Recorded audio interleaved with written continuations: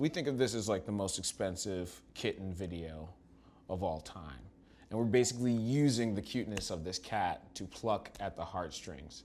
But hey, I mean, it works. If people love kittens, we're gonna give them a story where you get to see this kitten do some amazing things.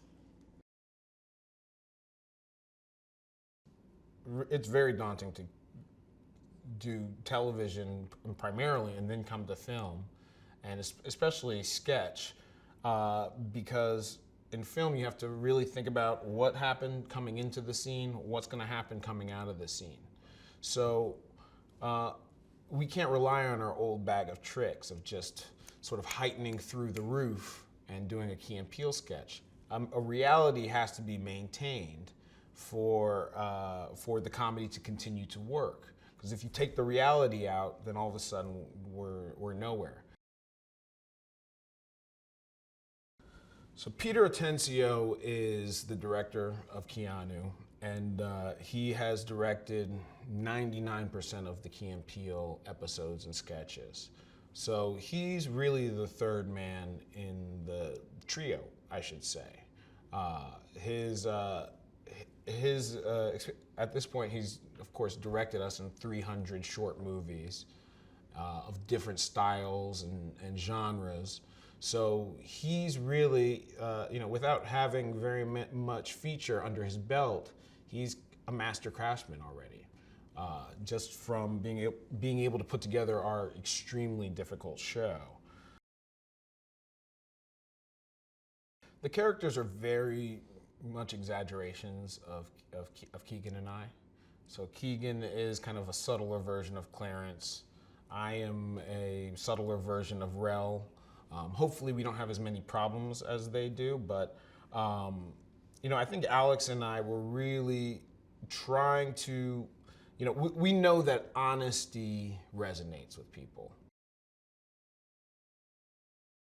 He's a loving soul. He wants love, and in the beginning of the movie, he's been broken up with by his girlfriend Maisie, and he has this hole in his heart that Keanu ends up filling. So when Keanu goes missing, we should be able to understand how this triggers the collapse of Rel's world. And he'll be willing to do anything to get that kitten back, which I think is something that I think anyone would do anything for their pet. I think you would walk into danger for your pet. I would, and I'm a coward. He's this over-the-hill dude who wishes he was black, and he is obsessed with old school hip-hop and sort of like, bragging about how much he knows about hip hop. This is a very real guy, and we sort of, when we thought of Will for it, it just clicked like, oh my God, this is always written for Will. This guy he's kind of sniveling. He's a bad liar. All the the comedic tricks that Will does better than anyone else. This Hulk character has. So Method Man plays Cheddar, who is a personal hero of mine. I'm a huge Wu-Tang Clan fan. And Method Man is hilarious. His real name's Cliff, and he's got so much energy, so boisterous, definite like alpha energy. Like he comes in, he's like, "What's up, everybody? I'm here. Let's do this. Let's go." And he gets the mood going, and then he's kind of like he's just so respectful, very gentlemanly guy.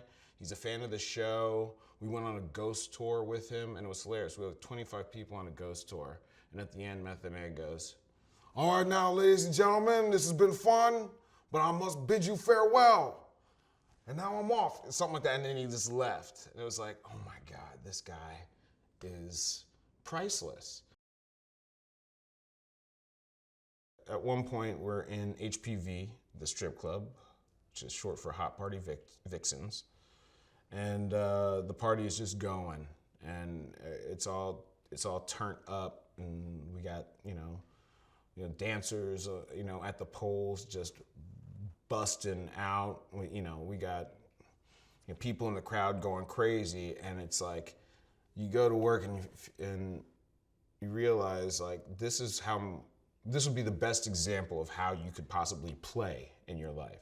Let's go to a strip club where Method Man is doing a dramatic speech on stage and just dance. And then they go cut, and you go, oh yeah, we're in a movie. Wait, it's so surreal. Keanu has different levels of where his claws are at different times. There's one scene where we needed Keanu to scratch through some rope that happened to be wrapped around my hands. And so his claws had to be sharp to take it. And my hands are here, and I was sweaty. We were in a warehouse. And at a certain point, I realized I'm sitting there, and this kitten is just going at my hands with his claws.